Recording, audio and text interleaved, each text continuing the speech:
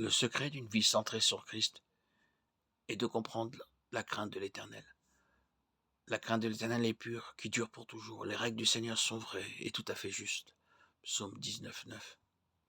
Par la bonté, la fidélité, l'iniquité est expiée, et par la crainte de l'Éternel, on se détourne du mal. Proverbe 16, 6. La crainte de l'Éternel est la conscience continue que notre Père céleste, aimant, observe et évalue tout ce que nous pensons, disons ou faisons. Ceux qui vivent une vie centrée sur Christ ont développé une conscience tangible de la présence de Jésus. Matthieu 28, 20. Enseigne-leur à observer tout ce que je vous ai prescrit. Voici, je suis avec vous tous les jours jusqu'à la fin du monde. Ils prennent des décisions en se demandant cela plairait-il à l'Éternel. Ils évitent les pièges de Satan et les embûches du monde parce qu'ils évaluent leur choix. Si Jésus passait la journée avec moi, ferais-je cela? Regarderais-je cela? Dirais-je cela? 1 Timothée 3, 7. Il faut aussi qu'il soit bien considéré par ceux du dehors afin de ne pas tomber dans l'opprobre et dans les pièges du diable. Éphésiens 6, 11. Revêtez-vous de toutes les armes de Dieu afin de pouvoir tenir ferme contre les ruses du diable. Éphésiens 6, 11. Chaque décision de style de vie est pesée sur la balance du ciel et évaluée pour sa signification éternelle.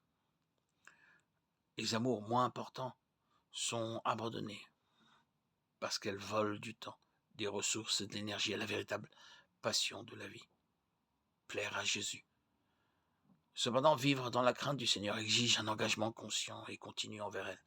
Et même les plus dévoués échoueront parfois. Personne n'a jamais vécu une vie parfaite sauf Jésus. Hébreux 4, 15.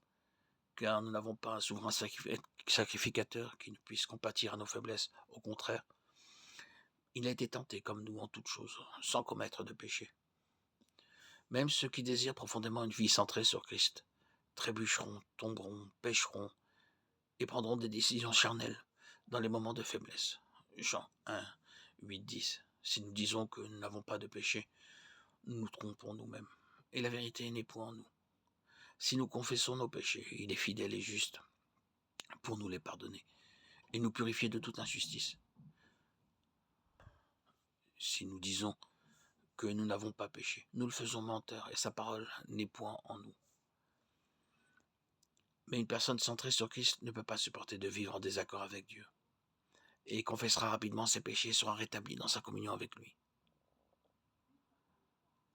Ce processus de vie en harmonie continue avec Dieu dans la sanctification. C'est un processus de toute une vie par lequel Dieu nous rend plus semblables à lui. Romains 8, 29. Car ceux qu'il a connus d'avance, il les a aussi prédestinés à être semblables à l'image de son Fils, afin que son Fils soit le premier-né entre plusieurs frères. Hébreux 12, 14. Recherchez la paix avec tous et la sanctification sans laquelle personne ne verra le Seigneur. Lorsque nous centrons d'abord notre cœur sur lui, notre vie suit rapidement.